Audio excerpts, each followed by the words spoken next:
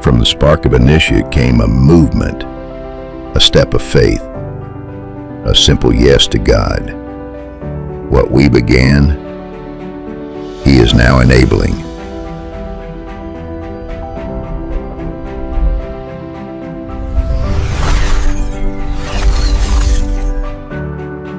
Last year we initiated worship, outreach, relationship, discipleship, small steps, big purpose. God was already preparing us for more. Now we declare, He is the enabler, the one who strengthens, provides, empowers. He enables leaders to rise, worship to ignite, lives to be transformed, not by our strength, but by His Spirit. Together we move as one, enabled to go, enabled to serve, enabled to love, enabled to shine. To Him who is able to do immeasurably more, be all the glory. Church of God General Trias, initiated by faith, enabled by grace.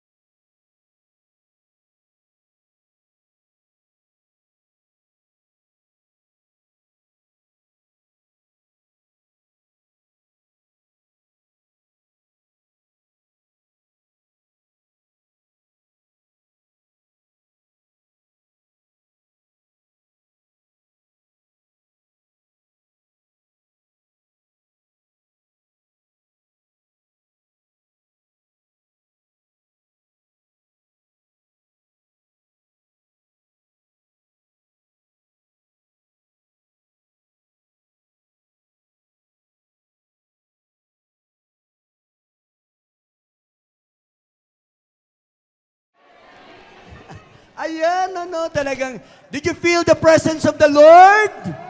Sige nga, kung yung ang nakaramdam sa pagpapala ng pagpupuri ng Panginoon at pagsamba sa Panginoon, sumigaw ng hallelujah!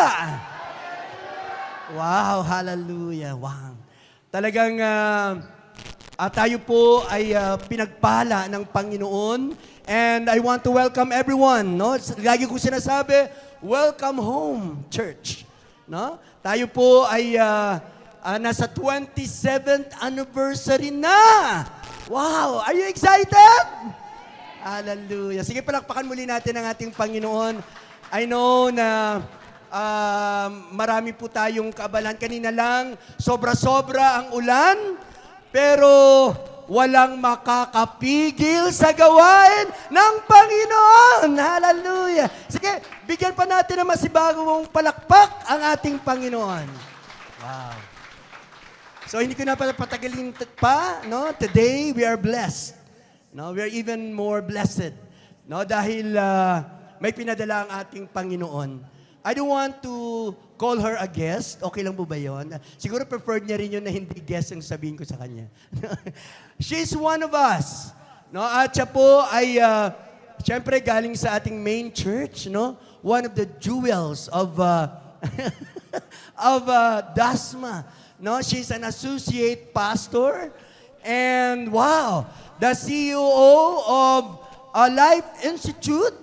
And of course, siya rin po ang ating ministry head ng J12 Ministry. May J12 ba dito? Sige po, hindi ko na papatagalin. Siya po ang ating speaker for today, church. Let us welcome Sister Joan Dino. Palakpakan po natin ang ating Panginoon.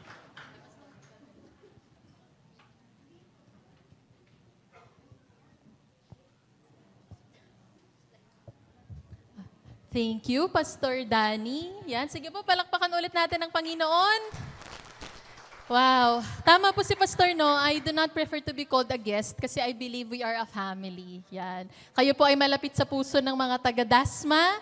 At maraming salamat po, Pastor, sa pribilehiyo to be here. And muli, pakibati natin ang ating katabi ng happy anniversary. Wow, 27 years.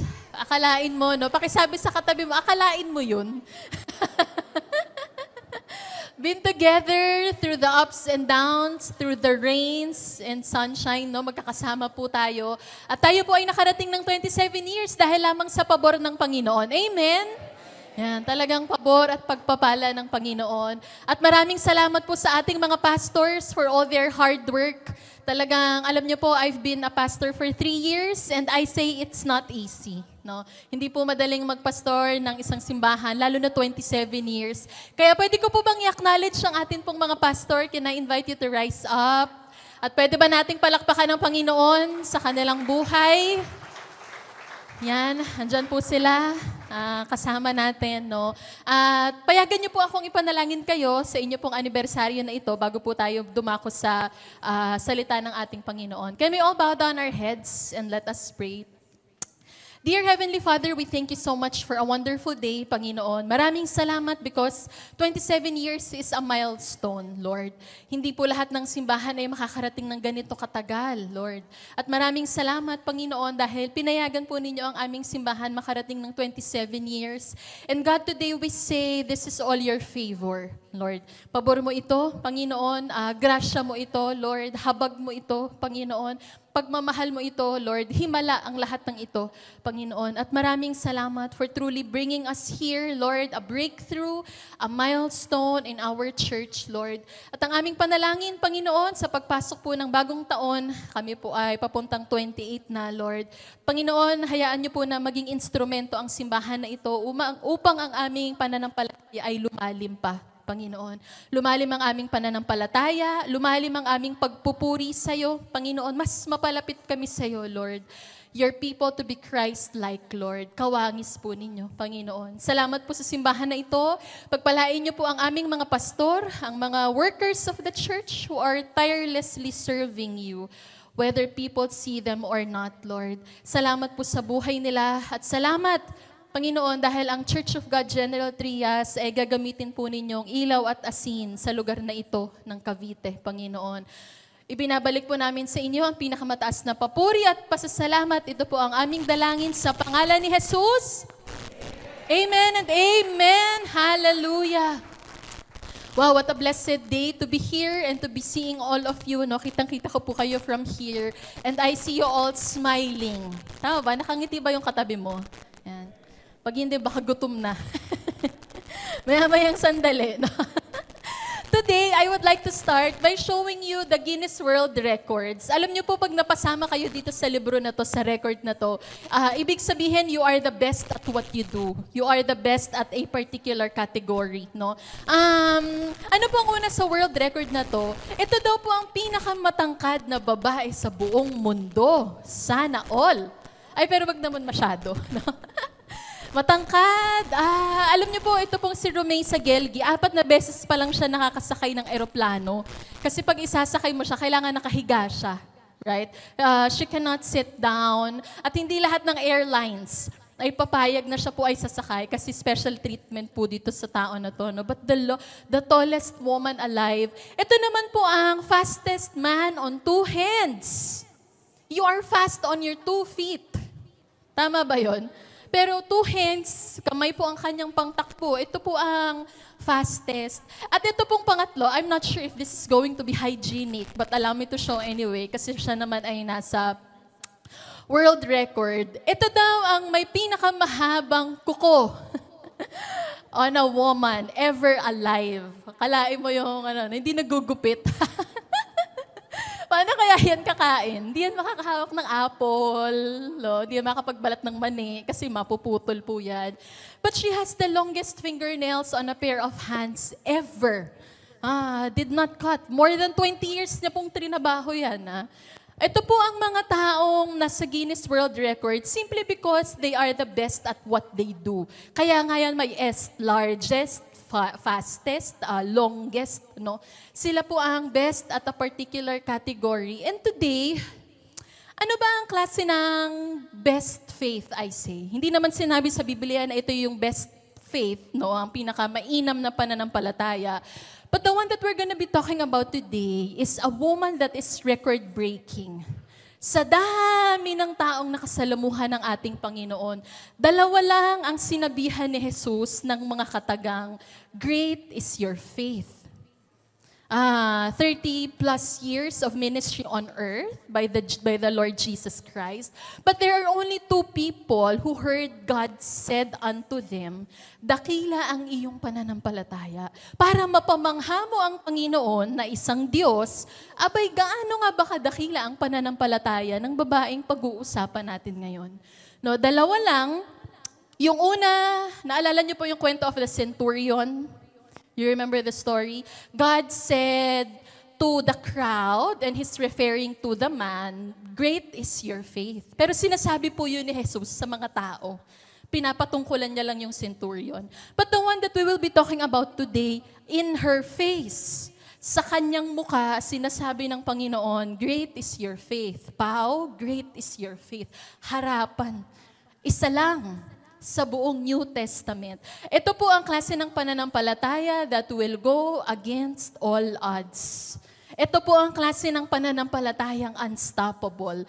At ngayong anniversary Sunday, ano ba ang magandang iuwi? Yan. Siyempre, after nito, fellowship, uuwi na tayo. Sana kung meron tayong iuwi, Panginoon, bigyan mo ako ng pananampalatayang will go against all odds. Ano ba ng problema ng buhay, ano man ang pagsubok, ano man ang pagdaanan, my faith will go against all odds. My faith will hear God say, "Your faith is great." Na-imagine niyo ba yun? Nandito si Jesus ngayon at sasabihin niya sa'yo among all crowds, "Woman, man, great is your faith." Ano kayang sarap sa pakiramdam nun? Wow, ako lang sa dami dito. Ako yung sinabihan.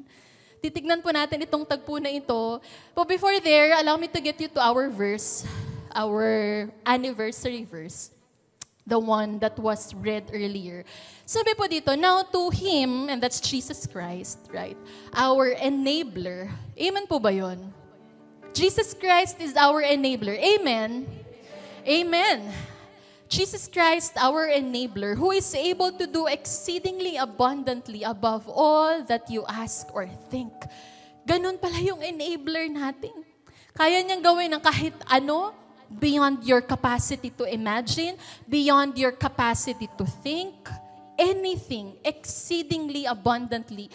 And this, sabi po dun sa latter part of the verse, according to the power that is at work in where? In you. In you, in you, in you. In all of us. Ito palang exceedingly abundantly above all, this kind of power is working in me. Maybe that's the reason why the woman that we will be talking about today, nauunawaan niya na ang kapangyarihan ng tinatawag niyang Diyos, hindi ito kapangyarihang basta-basta. Kaya nitong gawin ang aking panalangin, kaya nitong gawin ang aking hinihiling, the enabler God. And so finally, the woman met the enabler. At tignan po natin kung ano po ang nangyari when the woman met the enabler, Jesus. So the story that we will be talking about today is found in Matthew chapter 15, verses 21 to 28. Chap-chapin natin. Yan, uunti-untiin po natin. Matthew chapter 15, verse 21. And Jesus went away from there, and I would like to highlight the word there. Tigil lang ako saglit. No? Bakit there? Alam niyo po, bago po itong Matthew 15, Jesus has been doing many ministry. Nag-sermon po siya on the mount. He fed the 5,000. Ito po yung marami niyang ginawang ministeryo. Kaya pala, ang ginawa ng Panginoon, medyo pumunta muna siya sa isang lugar na tahimik kasi gusto niyang magpahinga. He went away from there. There means he covered extensive ministry work. Daming ginawa. And withdrew to the district of Tyre and Sidon. Tyre and Sidon, these are actually Gentile places. Si Jesus po ay isang Hudyo. Yan, sana naiintindihan niyo po ako pag nagsasabi po ako ng gano'n, no?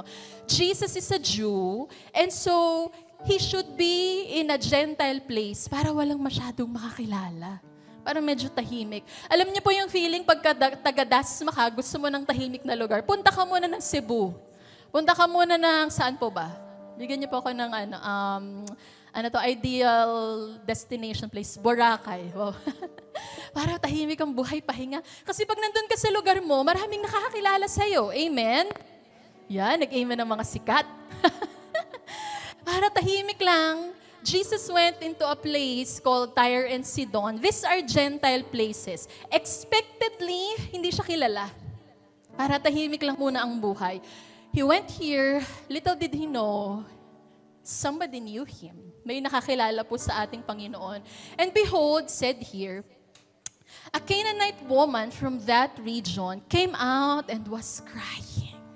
Alam niyo kung ikaw si Jesus, dami mong ginawa prior, you have done so much ministry and all you wanted is rest. And here came a woman crying. May babaeng umiiyak. Ano po ang sabi niya dito? Have mercy on me, O Lord. Parang awa mo na, Panginoon. Son of David, my daughter is severely oppressed by a demon. When God, together with His disciples, would like to rest, here comes a woman crying, in need, humihingi ng tulong. Alam po ninyo ang maganda sa Panginoon, wini-welcome niya po yung mga disturbances. Yan. Akala natin, si Lord, paggabi, hindi tayo makapag-pray, tulog si Lord. Nope. Any time of the day, He's awake. Anytime you need Him, He hears. Anytime you need to talk to the Lord, He is available. Kaya ito po ang nangyari sa babae, no? Ano po ang ilang katotohanan about the Gentile woman that we are talking about? First is that she is can you read that for me? Yan, Syrophoenician. Ibig sabihin, nilagay ko po yan dyan kasi babalikan ko yan mamaya, no? She is not a Jew. Hindi sila, ano man tawag doon? She is not a Jew like Jesus. She is from different ethnicity. No? Ano po ang pangalawa? Her daughter is demon-possessed. May pangangailangan siya. Tanong, may pangangailangan ka ba ngayon? Kung meron tayong isang pagkakatulad, lahat tayo may pangangailangan. Iba-iba lang. Iba-iba ng lalim, iba-iba ng bigat. Iba-iba ng nature. Maybe yours is finance or health or family or whatever. But we all have a need. Yun po yung pangalawa. And number 3, she is asking for mercy for a problem that is beyond her capacity to. Do you have that today? Meron kang need. At meron ka ding problem that is beyond your capacity to handle. What is that? Restoration of your family. Baka narito ka at ang ipinananalangin mo ay ang iyong asawang lumayas. Anak na ayaw sumunod. Bayarin. Health issue.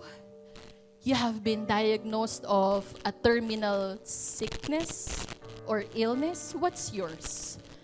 Ano kaya yung atin ngayon? Kasi for the woman, it's something that is beyond her capacity to handle. Wala nang makapagpagaling doon sa anak niyang inaalihan ng masamang espiritu. I believe, alam niyo po, pag ang nanay may sakit ang anak, hindi kayo matutulog hanggat hindi gumagaling ang anak niyo. Tama po ba? You won't. And I believe it's true for the woman. Kung saan niya hahanapin yung tulong, lalapit siya sa magagaling na doktor. She would seek help for as long as she could. But nobody was able to help her. Walang nakatulong kahit isa. Kaya yung lapit niya na to kay Jesus, nung nagkita sila, minsan iniisip ko, wala namang social media nung unang panahon. Paano kaya niya nalaman na yun ang itsura ni Kristo? Wala namang GPS. Paano kaya nagtagpo yung landas nila? But I believe it's a divine appointment of the Lord. Doon pumunta si Jesus, hindi yun aksidente, kasi alam niya, doon niya makakasalubong yung babae na merong mabigat na pangangailangan. At kinakatagpo ka ng Panginoon ngayon. Woman, great is your faith. Ano kaya ang klase ng pananampalatayang meron yung babae na yon? We will be completing this storyboard today. Mamaya makikita niyo po, dinadagdagan ko yan paunti-unti. Woman with a great need, what did she do? She comes to Jesus. Finally, that divine appointment happened. Siguro naglalakad lang yung babae. Paglingon niya, uy, kilala ko yun ah. Yun yung pinagkukwentuhan. Yun yung, of course, the only way you know who Jesus is at that time, kwento-kwento ng tao. O siya yun. Siya yung sinasabi nila nakakapagpagaling. Lumapit po siya sa Panginoon, humihingi siya ng tulong, humihingi siya ng kagalingan. Tatanungin ko po kayo, ano kaya ang ginawa ng Panginoon? Did God answer? Hindi ko po kayo narinig, but I would like to ask again. Did God answer? Somebody said yes, somebody did not answer. And I think the answer is the latter, because Jesus did not answer her a word. Kapag po tayo ay nananalangin at ang sagot sa panalangin natin, yes and amen, praise the Lord, hallelujah, mabilis yun sa atin. Mabilis tayong magpasalamat. Pero ang tanong, pag ikaw ay nanalangin, but God won't answer a word, what do you do? Galit ka kay Lord? Iinis ka sa Panginoon? Susumbatan natin si Lord? Di ka naman mabuti. Hindi mo naman ako pinapakinggan. Wala ka namang pakialam sa pinagdadaanan ko. Hindi mo naman alam yung sitwasyon ko, di ba? Do we say that to the Lord? Do we live our faith? Kasi hindi naman gumagawa ng paraan yung Diyos ko eh. Alis na lang ako. Buti pang wala na lang Diyos. Sounds familiar? Para dun sa babae, again, record-breaking woman, when she prayed, and I tell you, the need she is asking of the Lord, she is asking of the Lord. Hindi simpleng pangangailangan yun. Hindi po humihingi yung babae ng perang pambayad ng utang. It's not as simple as that. The woman is asking for healing. And it's a different kind of healing. Pero, mira, pwede pala yun. Walang sagot si Lord. Hindi sasagot. Baka nandito ka ngayon at ito rin ang sitwasyon ng iyong buhay. Walang sagot, kahit anong kaway. Wala. Tahimik ang langit. Tahimik ang Panginoon. Ano pa po, hindi lang po yon. Jesus did not answer her a word, and his disciples came and begged God, saying, "Send her away, for she is crying after us." We came here to rest.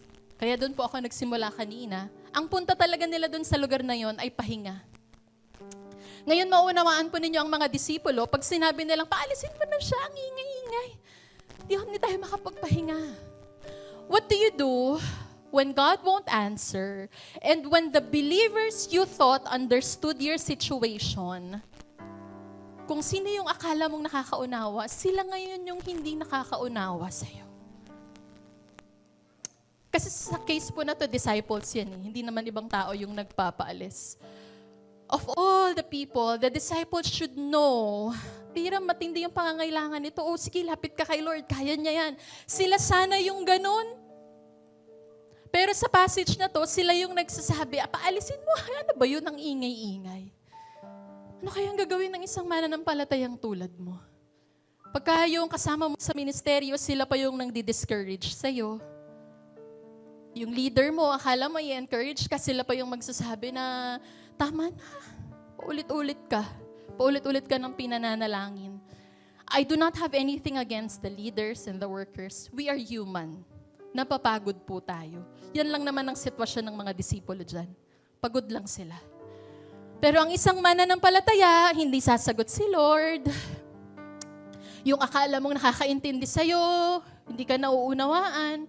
This I call faith stoppers. Yan.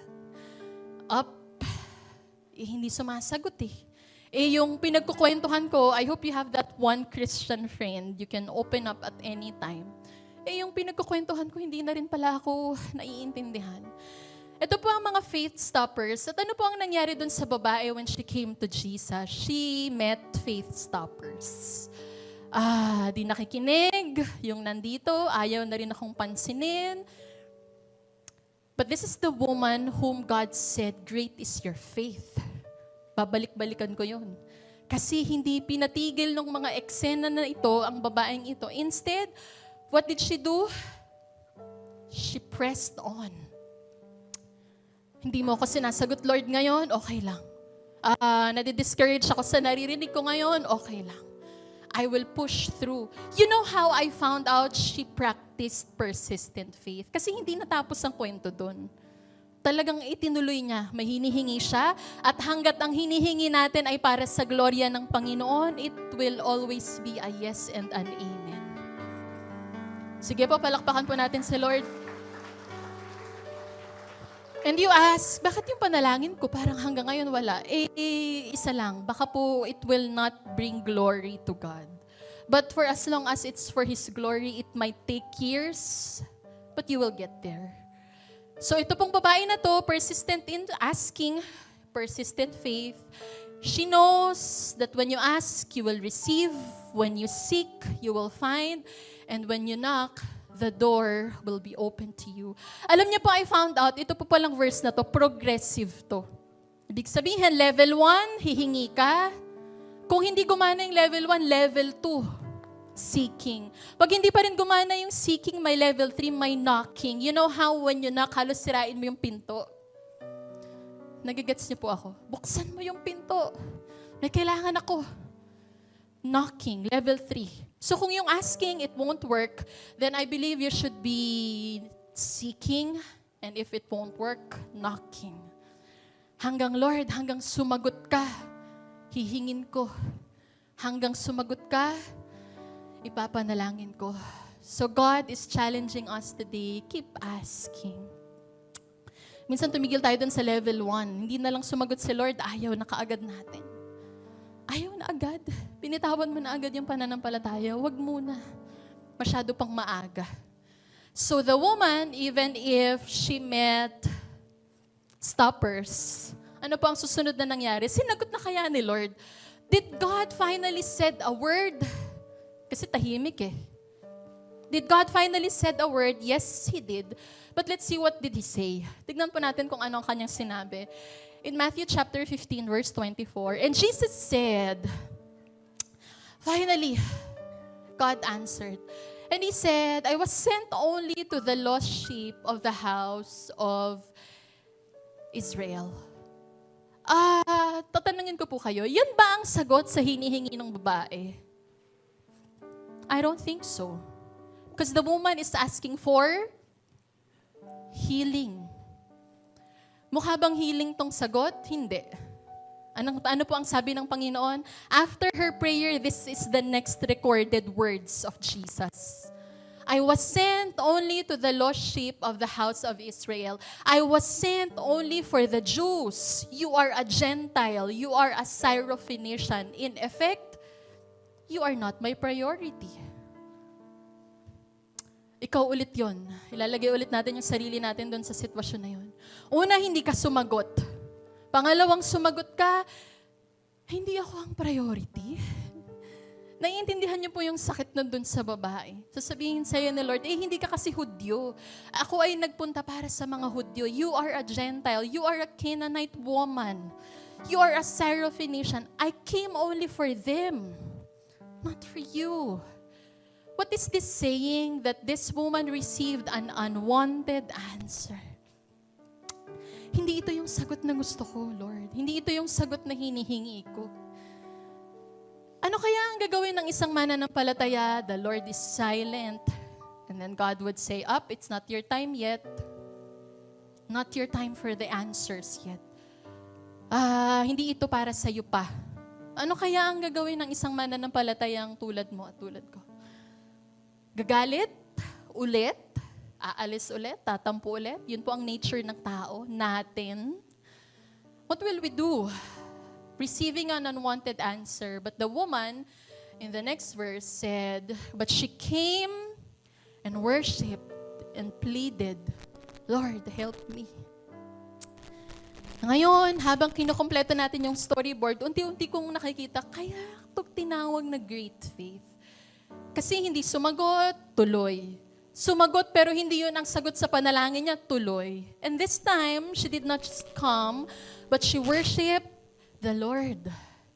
Hindi man ako bibigyan ng sagot ngayon, Panginoon, magpupuri ako sa iyo. In Greek, that's proskuneo, to worship, to revere, to adore. Hindi man ngayon. Ako ay mananampalataya, ako ay magpupuri. Sana ang pagpupuri at pagsamba ay laman ng ating mga labi. Hindi galit, hindi paninisi, hindi mocking of the Lord, but of worship. Now I see why this woman is called with a great faith. Kasi ganito po ang kanyang pananampalataya. Not coming, worshiping the Lord. Ano po ang nangyari when she received an unwanted answer? She practiced pressing faith. Persistent, pag sinabing persistent, makulit na pananampalataya. Pag sinabing pressing faith, I will continue even if I did not get the answer that I want. Will the woman finally get an answer? Siguro naman okay na to. Siguro naman okay na yung persistent faith, yung pressing faith. I think that's it. I think it's about time to give the woman what she is asking. Baka panahon na. Baka pwede na, Lord. Naghintay, nagpatuloy, tumanggap ng sagot na hindi naman yun ang sagot sa gusto niya. Nagpatuloy na naman. Is this the conclusion of the matter? Or, again, Jesus spoke. And Jesus answered the woman, again, talking to the woman, and talking to the people, the disciples. And he said, it's not right to take the children's bread and throw it to the what? Dogs. Wow, what a response. Alam niyo po, growing up, this has been a hard verse for me. Kasi ang isip ko, Lord, humihingi ng awa yung tao. Humihingi siya ng awa, humihingi siya ng solusyon para sa problemang wala naman talaga na siyang magagawa doon. And did you actually call the woman a dog? Pagka ako po ay nagme-meditate, no, ako po ay nananalangin, tinawag mo ba talagang dog yung babae? Yung humihingi ng awa, ininsulto? Is that what this verse is all about? Kasi mabigat pong matawag na aso, when you call a person now a dog, it's a fight. Away po yun. Ganun ba yung nangyari? Or, it's not what we think it is. Kasi pag binasa po nating maigi yung verse, hindi naman tinawag ni Jesus na aso yung babae. Tama? If you will read through the verse in your screens, she did not tell the woman, you are a dog. Hindi naman po ganyan ang itsura niyan. Or, Therefore, God is painting an analogy for the woman. Ano po ang sinasabi dito ng ating Panginoon? It's not right to take the children's bread and throw it to the dogs. What He is saying is that the bread of life, which is Jesus, children are the Jews. Hindi yata tama na ang mauuna sa salvation of God are the Gentiles. It's a rebuke actually. Bakit po dogs? Kasi po ang mga hentil nung unang panahon, sila po ay namumuhay na kasing dumi ng mga aso. So this verse is not insulting the woman. This verse is painting an analogy of rebuke for the woman. And he is in effect saying that salvation through the bread of life, Jesus Christ, is for the children, Jews, and then for the Gentiles. Yan po yung analogy that God is telling the woman. Hindi pwedeng mauna yung Jews sa Gentiles. So He's not calling the woman a dog. Now I get it. Meron lang pong analogy na ipinapakita ang Panginoon doon sa babae. At ang sinasabi niya po doon, nire-rebuke niya po yung mga hentil. Nire-rebuke niya po yung mga tao, you're living as filthy as dogs. But He's not calling the woman a dog because God is a good God. God is a loving God. God is a faithful God. Hindi pwedeng mangiinsulto ang Panginoon. Ang pwede pa, magre-rebuke ang Panginoon. Amen po ba yun? And when God rebukes you, when God rebukes me, when God rebukes us, it's because He loves us. Ang mga magulang, kaya po ninyo didisiplinahin ng inyong anak, ay mahal nyo sila. Amen? It's the same with God. Sa totoo lang pagmamahal, para sasabihin niya po ang katotohanan na yon sa isang babaeng hentil. Deuteronomy said that God is a faithful God who keeps His covenant for 1,000 generations and lavishes His unfailing love on those who love Him and obey His commands. So God is a loving God. Even when He won't speak, even when He says it's not yet time, even when He rebukes me, God is a loving God. At alam niyo po kung ano ang maganda doon sa pangyayari na yon. Nung nirebuke po yung babae, doon po lumutang ang tunay na laman ng kanyang puso. Sa totoo lang, that's true for everyone. Pag ikaw ay na-rebuke, doon malalaman, ano nga ba ang totoong laman ng puso ng isang tao? Gagalit ba siya? Will he fight back or will he accept? Just like the woman receiving a truthful analogy from Jesus. Hindi sasagot. Pag sumagot, hindi yun ang sagot na gusto mo. Ngayon, binibigyan tayo ni Lord ng rebuke. May inaayos. Minsan kaya pala hindi pa binibigay yung sagot kasi may kailangan mo nang ayusin sa mga buhay natin. May kailangang itama. Masakit na lang yun marinig. Kasi dog, are you serious? Pero kung para sa ikabubuti po natin yun, bakit hindi? Bakit hindi tatanggapin? Ano po ang magandang laman ng puso ng babae na to? She said in verse 27, filthy as dogs, what did she say? What did she say? Yes, Lord. Tama po kayo. Parang ito ang magandang respond pag tayo po ay itinatama ng Panginoon. Hindi tayo nagre-retaliate, hindi tayo nagsasasagot. Admission. Lord, you're right. You're right. We lived like dogs before. Yes, Lord. Yet, even the dogs eat the crumbs that fall from their master's table. Sabi ko kanina, kung merong isang magandang ginawa yung rebuke, pinalutang nun yung totoong pananampalataya ng babae. At alam niyo po kung ano ang totoong laman ng kanyang pananampalataya. Kahit maliit lang na piraso ng tinapay, I do not need a whole loaf of bread. Maliit lang. Kasi yung maliit na yon, kayang pagalingin nun yung anak ko. Nakita niyo po yung pananampalataya na yun. Hindi ko kailangan ng buong bread, Lord. If you won't give me the bread, because I'm a Gentile, I'm good with the crumb. And this crumb in Greek is fishon, which means very small, very bit. Maliit, pero kayang gumawa na ng himala. And so when you receive the truthful analogy, this means it's time to practice resilient faith. Masakit nire-review ako ni Lord. May inaayos. Okay lang. Okay lang kasi ito ay para sa ikalalalim ng aking pananampalataya.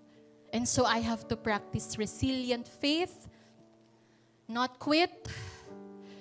You're not quitting because you are on the winning side. Amen po ba yun? Andun ka na eh.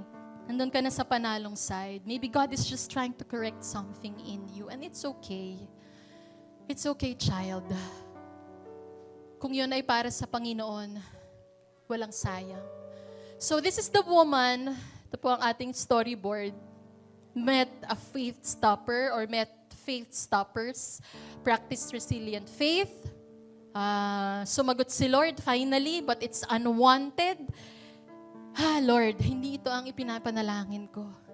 And then what did she do? Pressing faith, comes to Jesus again, received a truthful analogy, and that's when she practiced resilient faith. Ang mga ingredients of a great faith. Kasi sabi ko kanina, ito pong babae na to naka-receive ng one in a million commendation from the Lord.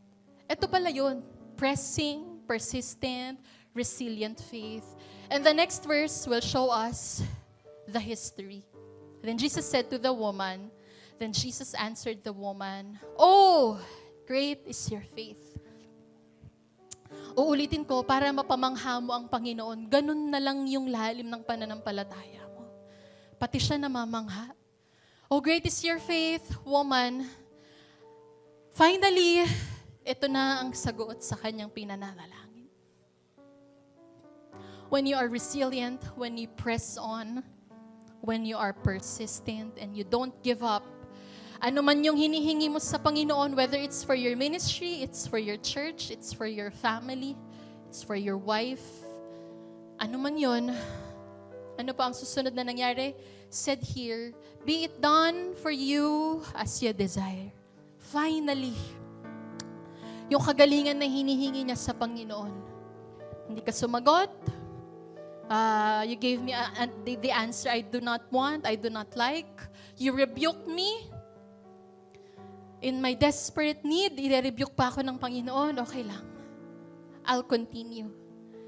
Because the daughter was healed instantly at that point in time. Sige po, palakpakan po natin ang Panginoon. This proves that the enabler can do it exceedingly abundantly above and beyond. Ganun na lang kamangha-mangha si Lord. Sa salita niya, gumaling yung anak. Ni hindi kailangang puntahan ni Jesus yung anak para gumaling.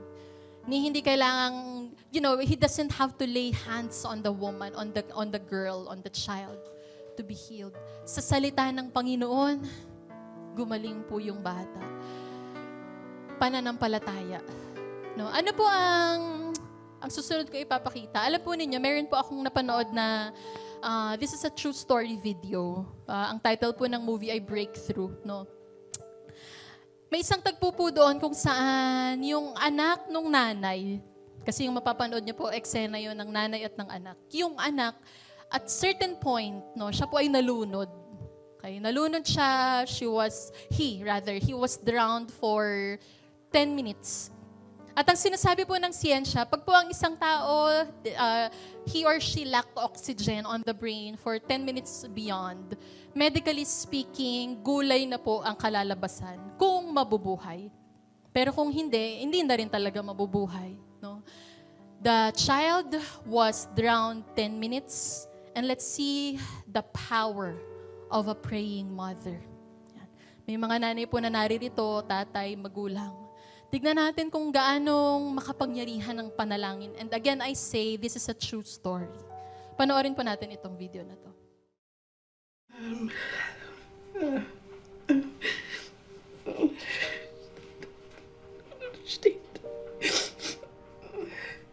I don't understand. I don't.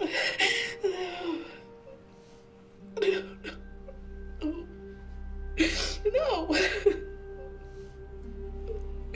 No.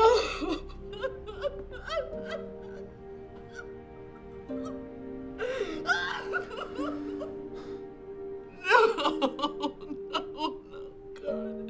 Please, Jesus, please, please, Jesus. My John, my John.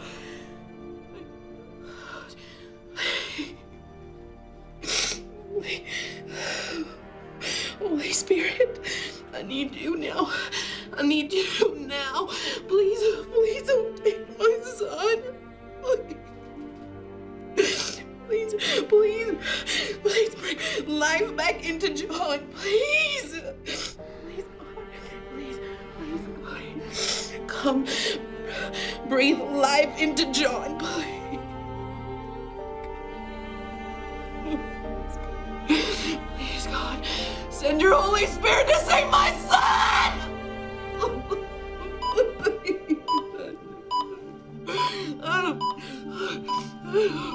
We've got a pulse. What? We've got a pulse! We've got a pulse. Trauma 2. Page respiratory and let them know when you're ready. You got a pulse? Let's start the oxygen. Prepare intubation.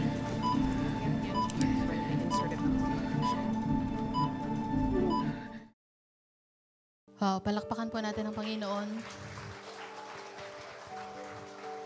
It's a true story. Yan, totoong nangyari po ito, no? Totoong kwento po ito. At ito po ang litrato ng magnanay. Ganun na lang po yung iyak ng Joyce, ng nanay ni Joyce Smith. Kasi po yung anak niyang si John, adopted po niya yan. Imagine not having your own child, adopting, and the adopted will die. Kaya ganun na lang yung lalim ng iyak niya sa Panginoon. Hindi pwede, Lord, hindi ako papayag. And what happened, sabi po ng isang nurse na nag-testify, sinasabi niya po ito kay Joyce. Alam mo, when you walked into that room that day, pumasok siya sa kwarto with the child flatline. When you walked into the room that day, something else walked in with you. May pumasok kasabay mo. Naglakad ka, may naglakad na kasabay mo. It not only changed the temperature of the room, it changed the atmosphere of the room. When you are a believer of Christ, you don't walk this life alone. You have the Holy Spirit walking with you, in you, for you, fighting for you. The enabler. Kaya yung ganong lalim ng pananampalataya, posible naman pala talaga. Kasi kasama mo ang Panginoon. Hindi ka iniiwanan, hindi ka binibitawan.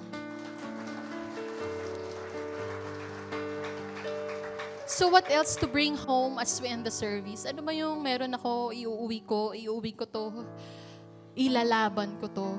Ang aking panalangin, church, sabi ko nga kanina nung nag-uumpisa ako, 1 in a million. Ang daming taong nakasalamuhan ni Jesus nung siya ay nabubuhay. He even fed the 5,000. Iba pa yun sa lahat ng mga napagministeryohan nila. But just one woman had that great faith. Isa lang. Baka pwedeng tayong lahat na naririto ngayon, let's carry that great faith, Lord. Gusto ko ng ganong pananampalataya. Gusto ko ng ganon kalalim na pananampalataya. Whether you are silent, whether you answer, whether you give me what I want, the deep kind of faith that the woman had. Bakit? Kasi gusto ko isang araw, Lord, maririnig kong sasabihin mo yun sa akin. Your name, dugtungan niyo po yun, great is your faith. My goal, our goal. Can I invite you all to rise up? At maaari po ba nating ipikit ang ating mga mata at tayo po ay manalangin? Aming Diyos, Ikaw po ay mabuti, Lord. You are a good God. You are a loving God. You are a faithful God. You are a merciful God, Lord. You are a miracle-working God. Wala na kaming tanong doon kasi talagang ikaw yun, Lord. The all-present, the all-powerful, the all-knowing. You are El Shaddai. You are Yahweh. Ikaw ay Diyos, Panginoon. Ikaw ay mabuti simula noon hanggang ngayon, God. You are the Jehovah Jireh. You are the Jehovah Rapha. Shalom, Shammah, Sabaoth, Sidkenu. You are all that we mentioned, Lord. The great enabler. Panginoon, ang aming dalangin ngayon, Lord, patatagin mo ang aming pananampalataya na angkop sa kung gaano kakalaki, Lord. Kasi pag tinitignan namin ang aming pananampalataya, minsan humihingi kami ng tawad dito, Lord. Minsan para kaming nananampalataya sa isang bato. Ganon kababaw, Lord. Gusto namin ngayon, Panginoon, paglalimin mo ang aming pananampalataya, Lord. Kasi kaya mong gawin ng kahit ano. You are even challenging your children. Is anything too hard for me? May mahirap ba sa akin? Panginoon, ang sagot namin sa iyo ngayon, wala. Walang mahirap sa iyo, Lord. Wala kang hindi kayang gawin. Lahat kaya mo, Panginoon. Kaya mong humati ng dagat, kaya mong paramihin ang tinapay at ang isda. Kaya mo ang kahit alin. You can make the blind man see, Lord. You can raise Lazarus from the dead. And we wanted to have that kind of faith that can believe anything is possible, Lord. Gusto namin ng ganun kalalim na pananampalataya, Panginoon. Grant us that kind of faith, Lord. Deepen our faith, Panginoon. Palalimin mo ang aming pananampalataya at patawarin mo kami sa lahat ng panahon na bumabaw yun, Panginoon. Patawarin mo kami, Lord. Today, we wanted to exercise the kind of faith that the Canaanite woman had, na hindi siya pinangalanan. Yung pangalan niya, hindi na kasi yun ang mahalaga. Ang mahalaga yung pananampalatayang meron siya.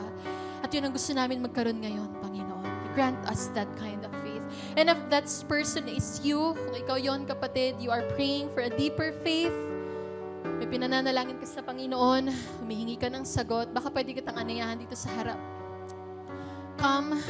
As the worship team sings this song, you can come and we will pray for you in Jesus' name. Hallelujah. Giving is part of worshiping. To all who desire to give, you may give your tithes and offering through online bank transaction. Details are provided below.